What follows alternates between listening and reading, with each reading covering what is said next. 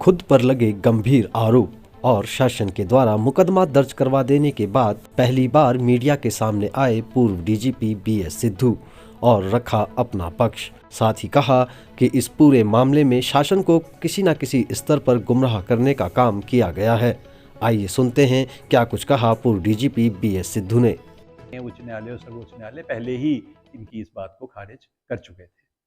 लेकिन सरप्राइजिंग बात यह है कि उसके बाद फिर इन्होंने थाना राजपुर में उसी चीज़ के ऊपर, जो कि सभी न्यायालयों द्वारा जिसके विरुद्ध फैसला हो चुका था और इन सब न्यायालय के आदेशों की कॉपी मैं आपको अभी उपलब्ध करा दूंगा इन राइटिंग, उसके विरुद्ध ये मुकदमा कायम हो गया है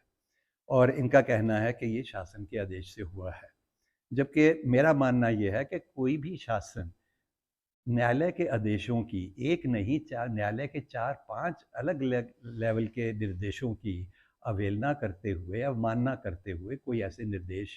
नहीं दे सकता। और अगर ऐसे कोई आदेश शासन की तरफ से आए हैं तो वो इनके द्वारा शासन को गुमराह करके और माननीय न्यायालयों के आदेशों को कंसील करके कराए गए हैं। और इसमें स्पेशली जबकि ये मेरे विरुद्ध मुकदमा कायम होने के 2 दिन पहले यहाँ के जो ऑनरेबल एसीजेएम 2 हैं और यहाँ के सीबीआई जज भी हैं, उन्होंने एक 11 पेज का स्पीकिंग रीजन्ड ऑर्डर किया है, जिसमें पुलिस इन्वेस्टिगेशन के एक एक पॉइंट को तार तार डिस्कस करके उन्होंने उसमें लिखा हुआ है। उस जजमेंट की कॉपी भी मैं आपको दे रहा हूँ और उसमें लिखा हुआ है कि कैसे मिस्टर धीरज पांडे, जो इस समय शायद डायरेक्टर जिम कॉर्बेट पार्क पे डायरेक्टर के पद पे अभी तैनात हुए हैं, और इन्होंने और अपने बाकी फॉरेस्ट कर्मियों के साथ और कुछ लैंड भू माफिया के मिल के साथ कैसे इनके विरुद्ध एविडेंस है प्राइमा फेसाई कि इन्होंने वो पेड़ काटे और पेड़ काटने के बाद उस ज़मीन पे ये उन भू माफियाओं का कब्जा कराना चाह रहे थे, जिनमें से एक भू माफिया उसी एरिए का पहले लेखपाल पटवारी भी रह चुका है। और इनके खिलाफ ये सारी प्राइमा फेसी एविडेंस को देखते हुए इनके विरुद्ध समन्स जारी करने के आदेश हुए हैं। और उसमें ये भी अंकित है कि प्राइमा फेसी एविडेंस है कि इन्होंने अपने इन कृत्यों के लिए बीएस सिद्धू को तब फंसाने की कोशिश की जब बीएस सिद्धू ने ये पेड़ कटने की सूचना इनको दी। और उसके पहले जो इन्होंने 13 मार्च को मुकदमा कायम किया वो तो नथुराम के किया था, और इसमें इनके द्वारा इनमें फोर्जरी ऑफ डॉक्यूमेंट्स की भी धाराएं लगी हैं, क्योंकि सारे रिकॉर्ड्स और रजिस्टर्स इनके फोर्ज्ड हैं। जो इन्होंने क्योंकि बाद में इन्होंने जस्टिफाई करने की कोशिश की कि जो पेड़ इसमें कटे थे, वो पेड़ जो थे वो उनके टुकड़े करने के लिए वो वहाँ पे इन्होंने फॉरेस्ट लेबर को बुलाया था, लेकिन उस फॉरेस्ट लेबर के साथ मिलके तो ये पूरे देहरादून के पेड़ कटवाते रहे हैं। और माननीय एनजीटी में एक रिट भी पड़ी थी जिसमें विद एविडेंस कि कैसे सारे बिल्डिंग जो बड़े प्रोजेक्ट्स यहाँ पे हुए हैं के मामले से संबंध है। और 2013 में फॉरेस्ट डिपार्टमेंट ने मेरे रिपोर्ट करने के बाद कि कुछ पेड़ कटे हुए हैं एक ज़मीन के ऊपर, उन्होंने उसके बाद कार्रवाई शुरू की थी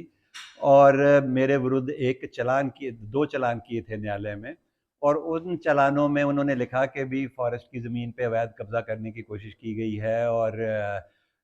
इसमें पेड़ काटे गए हैं, जबकि फॉरेस्ट डिपार्टमेंट ने ही पहले आरटीआई में इनडायरेक्टली कहा था कि भी जो रेवेन्यू रिकॉर्ड में लिखा हुआ है वो सही है। और 14 मार्च को फॉरेस्ट डिपार्टमेंट 14/2013 को इन्होंने किसी नथुराम व्यक्ति के विरुद्ध मुकदमा कायम किया था, जिससे स्पष्ट है कि 14 मार्च 2013 तक फॉरेस्ट डिपार्टमेंट भी नथुराम को ही इस ज़मीन का मालिक मानता था। एनीवे, जो मुकदमा इन्होंने मेरे खिलाफ कायम किया, जो चालान इन्होंने मेरे विरुद्ध किया था, वो पहले डिस्ट्रिक्ट कोर्ट से उसको अतिक्रमित कर दिया गया था। फिर बाद में उस पर दोबारा सुनवाई हुई, फिर दोबारा उसके ऊपर समन जारी हुए, जो कि माननीय उच्च न्यायालय इलाहाबाद द्वारा स्टे उस पर प्रदान कर दिया गया। वो स्टे अभी भी चल रहा है। और जो ये अभी इन्होंने मुकदमा कायम कराया है, ये एक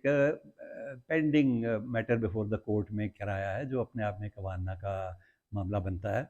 लेकिन इसके अतिरिक्त एक ये भी है कि जब मैं डीजीपी के पद पे उसके बाद में स्थापित हुआ, इस घटना के काफ़ी बाद, उस बीच में भी इन लोगों ने मिलकर मेरे विरुद्ध एक माननीय उच्च न्यायालय में रिट पिटीशन डाली और उसमें मुझे डीजी पद से हटाने और मेरे विरुद्ध मुकदमा कायम करने की 2 मांगें की, और उसमें इनकी रिट पिटीशन डिसमिस हुई। और फिर उसके बाद ये माननीय सर्वोच्च न्यायालय गए और वहाँ से भी इनकी रिट पिटीशन डिसमिस हुई, यानी दोनों इनकी रिक्वेस्ट डिसमिस हुई मुकदमा कायम करने की भी। क्योंकि तथ्यों उसमें अब यहाँ पे ब्रीफ में इतने लंबे तथ्य सारे नहीं बताए जा सकते, लेकिन माननीय उच्च न्यायालय और सर्वोच्च न्यायालय ने दोनों कन्विंस होके कि इसमें ये गलत होगा, उन्होंने ना मेरे को पद से हटाने की बात कही, ना उन्होंने कोई मेरे विरुद्ध मुकदमा करने के इनकी रिक्वेस्ट को अपहोल्ड किया। और उसके बाद फिर ये अब से कोई 1 साल पहले राजपुर थाने में वही तहरीर लेके मेरे खिलाफ मुकदमा कायम करने के लिए पहुंच गए। तो थाने में ऑब्वियसली एक चीज़ के ऊपर बार बार मुकदमे कायम नहीं होते हैं, वही नियम है, वही सर्वोच्च न्यायालय के और सभी उच्च न्यायालयों के निर्देश हैं। तो वहाँ पे जब नहीं मुकदमा कायम हुआ तो इन्होंने 156(3) में सीजेएम कोर्ट में एक वो एप्लीकेशन डाली 156(3) CRPC के अंतर्गत कि मेरे विरुद्ध मुकदमा कायम करने के आदेश दिए जाएं। और उसमें ACGM कोर्ट ने एक बहुत लंबा चौड़ा स्पीकिंग ऑर्डर पारित किया, जिसकी कि मैंने कॉपी आपको अभी प्रोवाइड कर दूंगा कि भी ये मुकदमा दोबारा कायम करना क्यों न्याय और नियम विरुद्ध होगा। मैं अभी तो सबसे पहले जो मैंने चिट्ठी शासन को लिख के सारे इसमें माननीय न्यायालयों के आदेशों के बारे में शासन को अवगत कराया है, ताकि अगर किसी ने शासन को गुमराह किया होगा तो सही स्थिति उनके स्पष्ट सामने आ जाएगी। और फिर वो स्थिति सही जानकारी में आने के बाद शासन क्या निर्णय लेता है, उसके बाद में फिर मैं उसके आगे का कुछ निर्णय के बारे में सोचूंगा। देखिए वो जो भी होगा, क्योंकि अभी तक तो मुझे पूरा विश्वास है कि कोई भी शासन कोर्ट के आदेशों की ऐसे खुली अवहेलना नहीं करेगा। नहीं, मुकदमा कायम हो गया, लेकिन मुकदमा तो किसी को आप गुमराह करके भी करा देते हैं, और कई जगह पे तो ये भी कहते हैं कि कोई भी मुकदमा कायम करा सकता है। लेकिन मुकदमा कायम करना अपने आप में, और फिर तफ्तीश में उसको सही पाना, और फिर उसमें सारे न्यायालयों के क्या आदेश हुए हैं। अगर न्यायालय धीरज पांडे के विरुद्ध जारी कर रही है समन कि ये पेड़ उन्होंने काटे हैं, ये षड्यंत्र उन्होंने किया है, और VS सिद्धू को झूठा उन्होंने फंसाया है, तो उस न्यायालय के आदेश को ओवररूल करते हुए मेरे विरुद्ध अगर मुकदमा कायम हुआ है, तो उसको शासन सारे तथ्यों को देखने बाद भी अपहोल्ड करता है या सपोर्ट करता है, वो अभी देखने की बात शेष है। न्यूज़ इंडिया अपडेट आपका अपना चैनल है। खबर को शेयर करना बिल्कुल न भूलें और पेज को जरूर फॉलो करें, ताकि आपको मिल सके हमारी खबर सबसे पहले।